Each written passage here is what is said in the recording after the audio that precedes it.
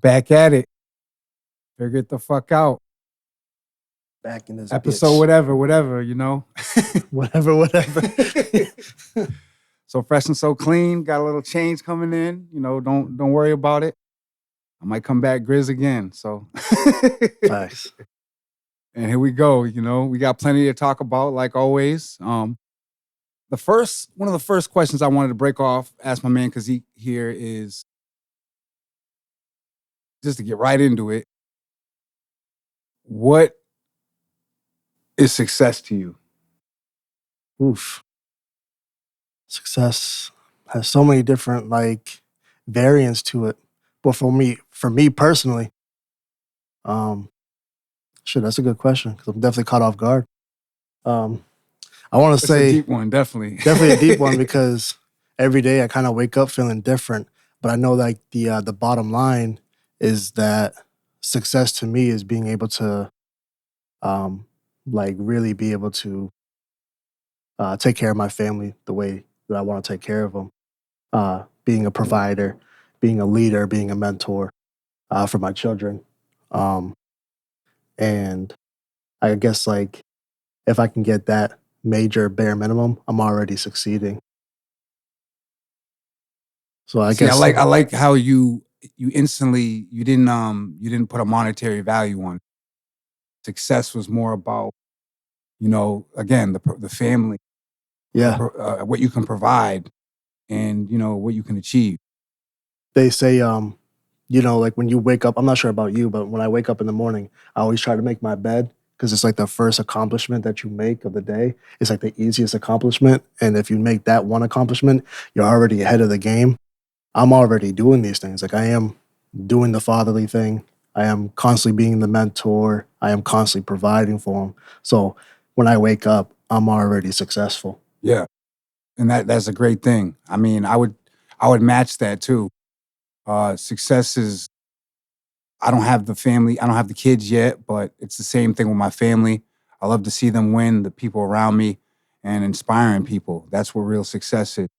I've read somewhere, you know, a billionaire said that it's not about the millions or billions he makes, but how many millionaires he can make. The millionaires he can make, yeah. You know, which is huge. When you think of that, that's deep, right there. How many people can you put in position to succeed? How many people can you put in position to make a lot of money and change the outcome for their family? Yeah. You know, and when you start doing that, that's when you really provide value and you start to bring a different type of energy to this world. Yeah, it's a different legacy that you're kind of leaving behind because you're not just helping yourself, which is the ultimate goal is to help yourself. But if you're able to help others and change people's lives, it's like that much sweeter. And that's what I'm in the business to do anyways. You know, like I have kids and I'm literally changing their life every day by being a part of their lives. And I'm a very active father. But being as a recording artist, you know, a musician, like, yeah, so I want to be able to, be able to change other people's lives doing my music. Okay, yeah. I was gonna say, so what is music success? That was life success, but what is music success for? Because for some artists, they want to be on they want to be on a record with their favorite artist. Yeah. Some of them, they want to rock stadiums. Some of them, they want their music to be heard everywhere. Yeah. And like being an artist, I definitely want like all the suns, all the rainbows, and you know what I'm saying? I want the jackpot at the end of the rainbow, all that cool stuff. Naturally being an artist, you know, like a lot of things definitely changed because, you know, when I started doing music, I used to want to be signed. Like, you know, the idea of an artist getting signed was kind of like the NBA. Like, oh, we made it to the big leagues. Yeah. We're in a day and age where you don't really need to be signed to a label. You can be independent and actually still be considered big league. So for success, it almost still kind of ties into the same thing because if I'm able to, I want to live off doing music, which is ultimately going to help me provide for my family. I'm already provided for my family, but if I reach a certain amount of success where it's like I can comfortably, I never have to worry about going to like a regular job anymore or any of these things. I could just live off music. To me, that's a success. Yeah, it's like my American dream, I guess you could say. Like everybody says, oh, I'm living a dream, but like my dream would be like, yo, I'm really waking up, doing music, and taking care of my kids. But I do have other little successes, you know? Like I would love to do a song with like Tech9. You know, I have all those little Put things that like out there. Tech9, holla at me. I know you follow me, so please, if you see this shit, holla at me because, you know, I'm too broke to holla at you Strange at music. the moment. That whole crew. You know what I'm saying? Like, you know, I definitely want to do all the shows. I want to do festivals. I definitely want to travel, not just America, but, you know, I want to go elsewhere. I want to get that passport ready going and putting some stamps on that bitch. You know, I want to be out here and just living that life. The passport bros, you know, come in many different forms. Right, right. This music stuff can take you there too. Yeah. So I definitely want to travel the world. I want to see people. I want to meet people. You know, I think my music naturally attracts, you know, people that are trying to better their life, somebody that's focused on growth. So like, I think it's very fulfilling. Now that we're even talking about success, even in the music, like I literally just got a comment on my last video saying that like the song kind of like changed their life. Not necessarily, they didn't use the word saying change their life. I would use my phone to show it, but I don't got it. But they had said basically the song hit them a certain way. It was almost like I was checking them through a song that made them think about their reality in their life. So they felt like attacked, but in a good way because it kind of set the record straight. Like, hey, you've been kind of fucking up. Wow. So like it like positively changed them. To me, that's like fulfilling as fuck. That's what it's about. Money can't give me that. For real. I mean, that, you know, that something in the message in your song and your music really, you know, It resonated for sure. Yeah, she looked at it and was just like, I got to make something happen. And dang, this dude must be speaking directly to me. Right. Just like that commercial where we're sitting on the couch at 2 a.m. and that dude comes up on the commercial and says, get up off the couch, go to college. Yeah. You're lazy. Go to school. Yeah. Yep, exactly. You felt it was directly. You ain't doing anything anyways. I can't get a job because you don't have a degree. So we know whatever was in those lyrics made her feel that way. And I guess that's a good thing because that's motivation at the core. Not to put her business out there like that, but you know, I think her father had passed away. I'm not sure if he was murdered or what. So it kind of got her feeling a certain way. It's like, you know, shout out to you, you know what I'm saying, for even listening to the music and giving me that that comment, because that is so fulfilling. When I hear stuff like that, not saying I gloat off people crying or anything like that, but when somebody says like, yo, the song made me think of such and such and I cried, or it empowered me to, you know, be this way or be that way. You know, it happens whether it's music or not. You know, people out there will see me be a father to my children and be like, damn, like I aspire to be a better dad because of you. You know, that shit to me is like, I'm not just changing my kids' lives, I'm changing everybody. The highest human act is to inspire, and that's what I said in the first episode. And I'm not necessarily trying because I just wake up. This is not like a facade. Like I just wake up and I'm being myself. I just so happen to be inspiring, and I you know, that's like I strive to inspire. From the T word, try to do. Yeah, and doing, and that's, I don't have to try it. I say try because, you know, naturally we think that way, but I'm not trying. Like I'm just doing it. Yeah. So in the act of doing it, I know when you came up, you, my brother, a lot of artists, they came up, you know, it was battle rap, it was real lyric heavy. And that seemed to have shifted a lot to artists are really liked for who they are. Yeah. Going back to some of the earlier episodes, the allure of what they have. It's not all about the music, and there's different types of rap these days. Yeah. So before it was real, obviously all gangster rap heavy. And that's what influenced you. That's what influenced my brother and a lot of other artists in the game these days. But now it's a whole different landscape going on where you could be the cool artist. You could be the dope boy. You could be the drill rapper. You could be the one who makes dance records, you know? Yeah. And shout out to Soulja Boy. He was one of the pioneers and stuff like that. Well, way before him, but one of the more recent ones that I would be able to know that made the dance records pop, you know? So there's a lot of different ways you can go with it. There's the melody rappers, which, you know, a lot of them are using auto-tune. Right. R&B is kind of blended in with hip hop or even pop. Like that's one of my favorite things about the hip hop like community in itself is that there's really no age limit. There's no real skin tone, colorism. Even though it's like it's coming out now, like I think it's people that aren't a part of the culture that are having a say inside of the culture, and motherfuckers is riding that wave. But, you know, when this started out in New York, when blacks and Puerto Ricans got together and were like, yo, let's be a DJ, let me break dance and let me MC your show.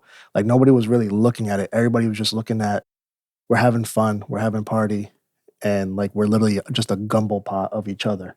Yeah. So my favorite thing about hip hop is the fact that you can literally have all that. You can have the nerd rap. Like, you kind of always had stuff. Like, it kind of really started with reality rap. You know, like, don't push me cause I'm close to the edge. Like, that whole shit was like, he's really just rapping about what he sees. It's like a ghetto report card. Now it's like, you can have the nerdy rap, you can have the fast rap, you can have, I've heard goth rap, you know what I'm saying? Goth like, rap. and which is kind of like a derivative of horrorcore, which I'm a huge fan of horrorcore, which, you know, isn't necessarily as dominant as it once was, but it was definitely heavy in the 90s when you talk about, you know, the Brother Lynch Hungs and, you know, the Grave Diggers, like talking about doing weird shit to people and burying them and setting them on fire. Like, it's just, it was just an expression, but like, I liked it, you know. It's just another form of art, another form of expression. That's one of like my favorite things about hip hop, which I think is the reason why we are so active today. Shit, we got crack, you know, crack babies and shit like that rapping now. People talking about, all came from right. We all came from the crack era. Crack era. Fucking, you got Tide Pod eating motherfuckers rapping and shit like that now. Yeah, and they sound like they still on eating Tide Pods, but the shit is all right. There's a lane for it. Yeah, all that weird little ways they be putting their voices and saying things and and just all types of weird shit they be saying in their lyrics. Yeah, but it's kind of like evolved, you know what I'm saying? Like, now Young Thug is real good at that. Like, he's one of those people I like, when he first came out, I was like, what is this dude saying or doing? Right. And his ad-libs. But, you know, he really, he made a hardcore fan base, as you can tell. Yeah, I hopefully think free him. Hopefully he gets out. Right. I think Lil Jon had a real big play in that because he's like the ad-lib god of him just screaming on the record, like, yeah. And, all types of shit. Like, I feel like he's the ad-lib god that kind of made it so we had to, I guess, step up the ad-libs. Now we do, almost the ad-libs become the song. It's the more chanty part. It's the part that everybody remembers, and it's like brand identity as well. People like, Quavo's real good at that too. I love how Quavo handles his ad-libs and everything like that. Yeah, when you hear mama, you like, you know, like shit like Migos, they really get it in. And you know, rest in peace Takeoff too, with that being said. Word. But it's a lot of different evolution in the rap music, I would say. The gangster rap is even evolved too. What I'm gonna say with that is, y'all just stop telling on yourselves in music, please. Like, right. There's so much. There was been so many Ricos, and I don't know if that was by design, by the industry, or just Ricos and people getting caught up, sent away for life, and a lot of people obviously getting sent up out of here, rolled up out of here. Not to cut you off, but like to touch on that, like, what happened to the like scam rap was hitting hard. Yeah. Like, did everybody get caught up? Because, like, I mean, like, scammers was out here talking about how to, like, rob the ATMs and how to do this and how to. They still getting it. I mean, I haven't heard of, but a lot of people them was going viral for this shit, and then, like, all of a sudden, I just seen it fall off the face of the earth. Kind of made me wonder. I was like, yo, did they get caught up? Was there a RICO charge? Did they, you know, did America pick them up and say, hey, we need you to? I'd be hearing a lot of those dudes come back out with their bands and their millions too somehow. So, you know, shout out to them. Right. If you can get it in with the sweat. Yeah. Shout out to Princip. You know? I'm not trying to point fingers or nothing like that. You know, I'm not trying to make it all hot again, but it was kind of, you know, for a hot second, I kept seeing this dude is blowing up for just talking about scamming. This dude is popping up, did a whole video about showing you how to scam and how to get a computer and this, that. And it's like, holy shit, like, you just really putting it out there. And you put it out there, it's not like it's, like, music is so digestible now. It's not like before, in those days of like gangster rap or whatever, people were just so outraged by the content of the music that they didn't understand the context of the music. And in order to understand the context, you had to be in the hood. You had to be in the same areas that these people were talking about. Because like I said, it's like a ghetto report card. You know, they're talking about fiends on the street. We're from the hood. I understand what fiends on the street means. And like, I see these people every day. So it's something relatable. It's like, we're going through the same shit. How do we get out of this? Whereas, you know, motherfuckers in I don't know, Wisconsin or something. It's like, hey, I don't really like this music because you're glorifying something. Yeah. When it was really meant for us anyways. It wasn't even meant for you motherfuckers that seen it. People are speaking on their experiences Right. and things they went through and seen. And, you know, everyone has a subjective view on different things. You know, the life environment you came in isn't always the same as the next person. So always got to be wary of that and be aware of that. It's supposed to spark the change. You know, everybody can have their perspective, but you can't come up to with your perspective coming from a silver spoon family talking about, hey, you shouldn't be doing this, this, and this, and try to make us feel stupid or lower than, you know, kind of like I said, like the only time I look down is if I'm helping somebody up. You know, these people that do that type of shit, they need to be doing that same. They need to walk around with that ideology of, yo, if I'm going to look down on these people, I need to help them up. Yeah, those you guys selling drugs and fiends, that shit is not okay. How can we come together collectively so we can clean up the streets so you don't have to deal with that anymore? And use these frequencies, which is the music, in a different way.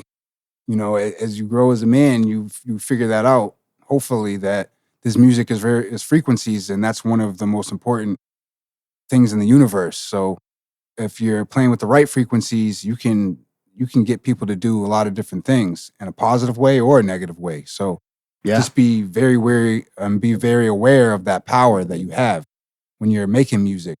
That's a gift. That's a gift. Not everyone can do. There's so much power in the tongue. There's way too much, almost way too much power of the tongue. You know, everything that we speak is basically a spell. So you have to be mindful. The whole English language Yeah. is made up of spells. And it's very intricate language based off numbers and spells. And one word can have 3 different meanings, you know, so just got to know what you're getting into, what you're saying. Going back to one of the earlier episodes, always tell yourself the right things. That's very important. Because if you don't, you can easily push yourself into a whole negative mind space. And that just derails everything you can be doing in that day and in the next. Those days turn into months, and those months turn into years. Can end up looking back at why you were counterproductive to everything you wanted. Yeah. Because your thought process. Yeah. What you said exactly is basically what I gathered from that comment that I got earlier on my record, was basically her father passing kind of left her stuck and bitter and felt like she was frozen. She wasn't really being so kind to herself clearly. And it kind of manifested itself and to a bunch of bullshit. And then she heard the song and it was kind of like a slap in the face with a stack of bricks. Like, oh shit, this is what I've been doing to myself? What am I doing? A big wake up. Right. Wake up. Definitely. And what do you think about, you know, I know we touched a little bit on the label thing earlier. So what do you think about how that role has shifted? Or how it seemed to have shifted? Yeah. It definitely has shifted. I wish that like in a weird way I could like be a fly on the wall, because I'm not in a label situation to like give an extra insight. But from where I'm standing, I'm kind of like, y'all are really crashing and burning. But I'm also the outside looking in. It's kind of like, you motherfuckers don't really know what you're doing. You've hired whatever. Like I've even had, you know, old gurus supposedly or marketing teams of like, hey, I used to work with Sony. You should pay me to do blah, blah, blah. And it's like, yeah, that idea might be kind of cool, but like you're already programmed by the label, which could be a good thing. But also I kind of look at it as like a bad thing, because how many stories have we heard about artists going to these record labels and they either get shelved or they just don't get the proper treatment that they deserve. We're really in a time of like direct to consumer, and like when I make something, I'm just releasing it right away. You know, I think everybody, which is great. That's a good way to be in. Drop. Yeah. People act like it's not tangible, but like when the SoundClouds and the YouTubes came out, like you could literally just make a song right now and literally post it. That's basically distribution. You know what I'm saying? You didn't necessarily need a distributor to be like, oh, we'll do this. And usually distributors will need you to give them at least like a 2-week window at the very least to get it uploaded on all these platforms. The only reason why they even need the 2 week to be realistic is they don't even have a lot of people working there. Yeah. You know, you got all these labels like UMG ripping all this music off of, you know, TikTok. You have them doing layoffs. Warner Music crazy. is doing layoffs. I forgot the other one. I want to say Sony might have did some layoffs, but like a lot of these companies are shifting where they're like, okay, we're literally getting rid of a whole entire department because they just don't really need it anymore because Yeah. Which is kind of crazy, like you said, like you're an artist, you're trying to blow up, yeah, you're really trying to consistently post, and then you're getting your music ripped off of TikTok. You don't know why, when it yeah. happened. And it's not just Universal Music Group, you know, it's all the sub labels under it. So there's literally independent, like if shit. I'm trying to think who else might be under there. I know that me and you, like we've had situations where like we've talked to other A&Rs that were technically under Universal Music Group. Had we signed a deal at that time, our music would not be there anymore. So it's kind of like, damn, And I'm glad that's that we where I dodged was the going bullet. back at the beginning. So like the labels, yeah, they seem to be dying, but at the same time, they have so much history, money, Yeah. connections, and and things in the industry and things that are associated with the industry, like Spotify Yeah, and it's like almost TikTok, like, that they still have like a stranglehold in the industry. yeah, they definitely have a lot of pull, but at the same time, it's kind of like when the drug dealer in a story like Scarface, like towards the end, he was really just trying to scrape as much as he really can because it was already done and it was already done and dead before he got shot. Yeah, they're trying to get as much as they can. Like they're trying to get as much as they can before they get their back blown out. Like, you know what I'm saying? But at the same time, they're not stupid either. You know, like the label owners and the execs that are in position, these people are not there by mistake, and they're also very intelligent people. You know, I'm not trying to discredit them. What I mean is that like they're still facilitating specific deals. You know, when Universal Music Group has an invested interest with Spotify, so it's kind of like they own portion of Spotify shares, which means that let me just kind of like give some clarity to this. Like Yeah. if if anybody knows about stocks, if you own a piece of stock, you kind of own a part of this company. And if you are publicly traded, the more money that company makes means that you're going to get a return. So if Universal Music or Capitol Records is owning a part of Spotify, if you don't collect all your royalties end up getting into this big pot. And what that big pot is really just for the shareholders and the people that are streaming the most. So if you don't collect your royalties might end up become Beyonce's royalties or Drake's royalties. And if they don't collect it, it ends up just going to the shareholders anyways. Yeah. Which is So in that sense a good of way to like, break it down. in that sense of like them having an invested interest in these platforms, they're already going to be winning whether they have you signed to an independent or not. Like you can either be on Universal or any of these sub labels, or you can completely release your music through DistroKid. But if you're not collecting properly, your money's still getting sent to these artists slash Universal Music Group slash the Which a lot of people aren't, and that yeah collecting properly. yeah they're not. Got to make sure you're getting your publishing. Sometimes I'll be honest, just to say it for shits and gigs on this platform is that sometimes I'm not even sure if I'm completely collecting properly. It's tough to track. And I've been doing this shit for sometimes you feel like you need a whole team just to track all that. Yeah, yeah. And to touch Do all base that on back that, end work, like, right? It's crazy because like it is so easy, but like in those back end works, it's kind of outdated. Like when you go onto some of these websites, the shit looks like it was like made in 1992. They haven't touched it or updated ever since. Yeah. So it's like it's stupid easy, but it's almost so stupid. It's harder to get through the website. Yeah, yeah. It's like it's so stupid that you're not even sure if you're even doing it correctly. Like it's like elementary. It's weird. It's like, oh, I knew that 1 + 1 = 2, but when I go on here, I'm not sure if 1 + 1 = 2 anymore. Like I'm kind of confused. It's hard to read. Those sites, man, BMI, ASCAP. Where like Sound Exchange, like if you need Sound Exchange, you're supposed to like submit your music and then you're supposed to wait a little bit and then you're supposed to go back to it to resubmit. Like it's tedious as fuck, but it's a little confusing and it's easy to slip your mind.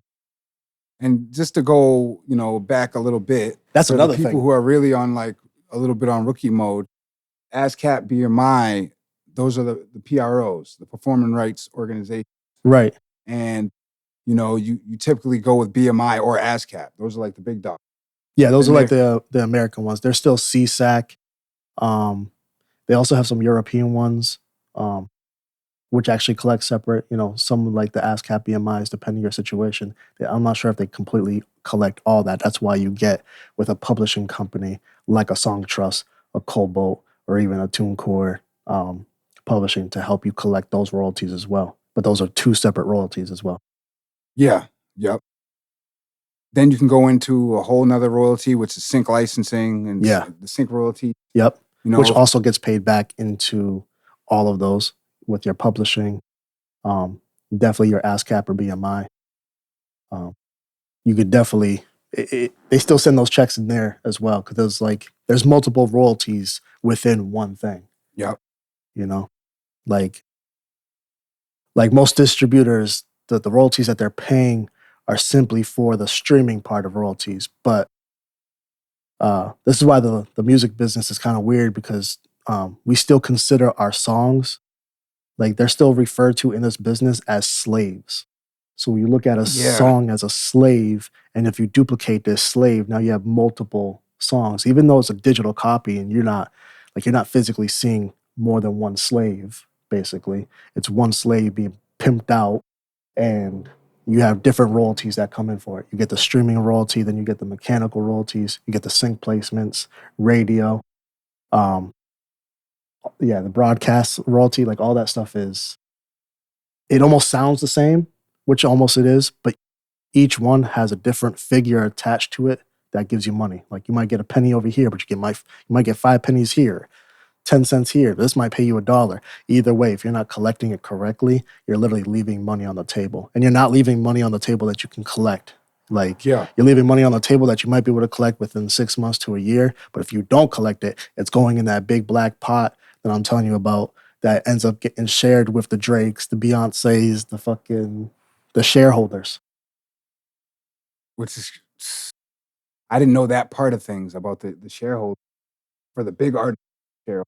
Yeah, Russ actually talked about it in he just did an interview with that dude Schultz. I forgot the podcast is called. I think Russ it's called always just killing the interviews. Gems. Always gems. You know what I'm saying? Like if I could aspire, I guess, in a sense of speaking on a podcast, it would be able to talk like him because he's able to like give you from A to Z with like no hiccup. My brain is like ADHD, so I'm like, I'm up, down, left, right. And if you ever got a topic where you want to talk about, just drop that in the comments at any point. We'll hit it at some point facts. in this video. We need that. But he said, what was I talking about again? Russ said something about shit. What were we talking about to bring up that point? So basically how shareholders. Yeah. Okay. So Russ was talking about how he used to be on Capitol Records. Capitol owns a portion of Spotify shares too. So even though he was already performing well, he was collecting his royalties from streaming, publishing, mechanical. He was not only getting these royalties, but then because he was such a high ranking artist on that record label, they would also cut him the check based off of their shares because he was like one of the top streaming artists on the record label in itself. So it's like you're not even talking about just streaming money. You're talking about, hey, we also gave you this check because you are really the top dog over here that is making a Doesn't ton even of noise. seem legal. Yeah, it sounds like money laundering almost. Yeah.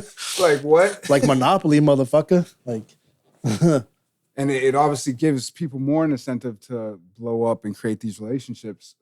Yeah. But it's again going back to the rich get richer, the poor get poorer. That middle class seems to be thinning out. And you're not always in a position, like just because you get signed to the label, that doesn't mean that they even have their best interests. Because like labels are still known for taking people's money. I heard supposedly that in newer contracts that people are signing, there's supposedly a clause in it now that doesn't allow you to audit the record label. So after you they always say that you should audit your record label because you're gonna fuck around and find out that you have some money that they didn't pay you. And Yeah. there's literally making clauses to where you can't actually audit them anymore. And if you sign it, like, you're an idiot. Like, fuck that. Yeah, you got to read everything. It's always good to get a good entertainment lawyer. If you do talk to anybody in the industry about some type of contract and they want to sign you, sign your music, even sign anything. Syncs, all that. A sync bag is a whole different bag. So do you want to break some of that down as far as, okay, the sync? I know, so the sync is video games, movies. When you get your music and that type of stuff, that's a whole different type of check. Yeah. You're looking at. Usually they are trying to put you in a music library, or they want an exclusive deal with you, or they might let you go shop your music to other sync opportunities. It all depends on who's offering you it. But it can put you in a different bag and expose you to a whole different audience of people. Yeah. You hear these people's music in Power or NBA 2K, and you didn't know who they were, and then you end up going down their whole catalog because you heard that one song that you really resonate with. Right. So that's syncing. What's another type of royalty, just to kind of break it down for them? I know you said the mechanical, right? Yeah. Mechanical is kind of like what I was talking about, where the slaves, like, just having your song online where somebody can listen to it. Like, back in the day, we used to have like the DAT Piff or the SoundCloud. Yeah. They were actually supposed to be paying a royalty for just being on that platform. That's a mechanical royalty. The figure is probably, you know, a tenth of a penny, but you're supposed to get paid for it. You know, that's advertisement. When you're talking about like a SoundCloud or a DAT Piff or any of these other little websites, even the like Facebook, you have your music on Facebook, you're collecting a royalty because even though it might not look like it, the song is a billboard. It's like a digital piece of real estate that is making people stay onto this platform, which generates so much money for the platform. For the platform in itself, that like you're just another little pawn inside of, you know, in the platform that's generating some type of revenue for the company and the shareholders. Would you really think about what music can do for your life and other people's lives and all the different ways it generates income for not just you, but all these different businesses? It really will blow your mind and really probably make you like take this a whole lot more serious. Right. And want to step it up a whole lot more. But in that same note, it could also make you really want to quit. Yeah, it's a double-edged sword for sure. When you look at the opportunity, is it such a big opportunity? Does it make you back down, or does it make you accept the challenge? Right. Are you asking me? No, I'm just saying. That's kind of like more like a statement, like for just the people who might be watching this. Like, when you ask yourself, why are you doing this? Yeah. When you ask yourself why you're doing it, why are you doing it? And are you going to take it to the full lengths of what it takes to get it done? Right. And if not, it's still okay because, you know, this infrastructure was already pre-built before, you know, our time. The fact that I even said that we still refer to songs as slaves, we literally call songs masters still. You know what I'm saying? Like, if you don't hear the racial ideology already embedded in the music, like this was already in place before we even got here. We just happen to call it that because we have no idea what else to call it. You know, kind of like the streaming world. We didn't all collect it. Artists didn't sit down and said, hey, LimeWire, how can we make money together? No, that motherfucker was like, hey, I have mad money that I owe back to the government, so I'm going to create this platform called Spotify. And I'm going to pay you motherfuckers pennies, but I'm going to give Joe Rogan $250 million for his podcast and stream on my platform while I tell you artists that I don't really have enough to pay you. And then even when I do have enough to pay you, I end up stripping your music off of the damn platform. Yeah. Spotify's getting ugly out there. Yeah. I like Spotify. I'm not trying to hate, you know what I'm saying? I just prefer direct to consumer. You know, what I meant by the infrastructure is that the infrastructure was already there, pre-built. That's kind of like you going to somebody's house and being like, yo, I really don't like this fucking painting you got on your wall. You know what I'm saying? That's like that's not your house. Like, get the fuck out of here. Yeah, we built this. This is my shit. Like, get out of here and just do you. Like, I'm over here. Like, it's kind of like that. You know, you don't go to McDonald's and be like, yo, I really don't like the fucking ice cream machine you're using. Like, all right, well, go somewhere else. Yeah. If you don't like it, go build it yourself. The infrastructure is already pre-built. The best thing for artists to do is be like, yo, I'm just going to build my own table. whether it be your own website or getting with or partnering up, make intelligent moves. Yeah, that's how you really change things. And what another royalty there is what? The performance royalty? Yeah, performance royalty is like the title says, performance Performance. royalty. Get out So there like and rock shows. honestly, if you're at shows, most actual venues pay to have they pay BMI and ASCAP, CSAC. They have like an annual fee that they pay these people to license the music. So you can go with your own set. Of course, it's not like they know your set. Some venues, if you're real serious, they'll ask you what your set is. Yeah. That way, it's a good idea to have that set. That way, they're with your numbers attached to it. So when you give it to the venue owner, they're like, okay, these are the songs you're using. Now they can report it, so you get those performance royalties. Most of the time, like 9 times out of 10, they're not even doing that. So you have to do it yourself, and that's when you get with like a platform like Bands in Town, where you're able to list like, hey, I'm having a show out in Boston at the Royale at this time, this date, and this is my set list. Basically, Yeah. that honestly makes it so they have to pay you. That's a performing rights. That was a huge gem right there. Yeah. A lot of artists, if you start rocking shows, that's how you do it right there to make sure you get that part of the royalties. They don't really have them in like restaurants and stuff like that. But if you ever remember like going back like disc jockeys, or you can go up to, I think they would call it touch tunes. You can go up to it, put it like $1.50 in, and like pick a few songs, and it plays throughout the restaurant or the wherever you're at, the pool hall, whatever the case may be. That's also a performance royalty. They're literally paying $1.50 to have your songs play in this nightclub or pool hall restaurant. Yeah. So like that's a performance royalty. That's a digital piece of form, so it automatically like kind of already tallies up. Like, oh, the song got played X amount of times at this rate. And I've heard it's harder to get those or get the could be, depending on what bar or club owner you're dealing with, to get those. Yeah, I'm not really sure. I don't even think they really even own the piece of equipment. It's really just it's kind of like having a vending machine. Usually vendors, they're linking up with these businesses. A vending machine is a piece of machine that you go to a business owner and be like, hey, I would like to put my vending machine here. You probably get a cut, but I'm going to take the lion's share, because I'm going to make sure that I come here. I make sure I fix it for you. I make sure I do all the maintenance and collect the money, et cetera. And then I give you your check.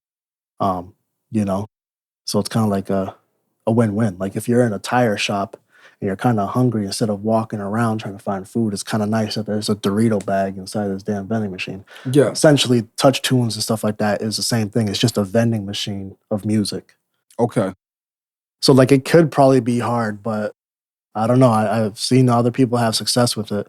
I looked it up one time, but then again, I don't even see that shit like anywhere. Yeah.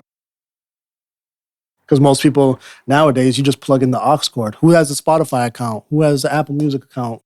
Just throw in a playlist. You got the YouTube. Thank God for certain equipment, Yeah. Streamlined, made a lot of things easier. Right. If I were you, I don't know if I mentioned this before, but definitely I would be looking into some type of artificial intelligence, and always be looking at where when you're really paying attention, where's the industry headed? Where's the world headed? Yeah. And then look how you can benefit and capitalize off of it. Simple.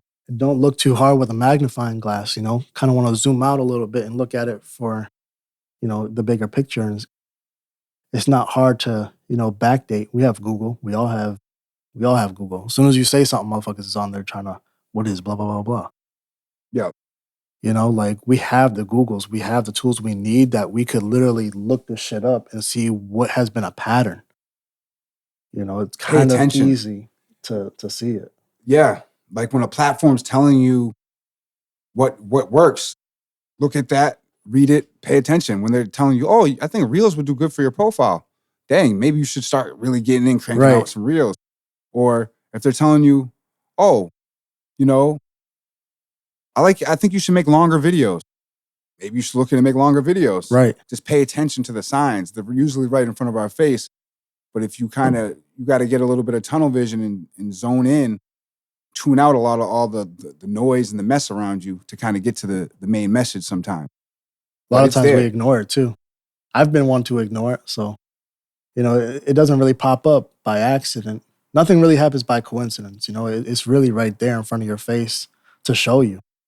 And like to touch base on that, the fact that Meta seen what it is that we were doing. So Meta hit me up saying, hey, we want to schedule a call with you to talk about your strategy. Shout out to Meta.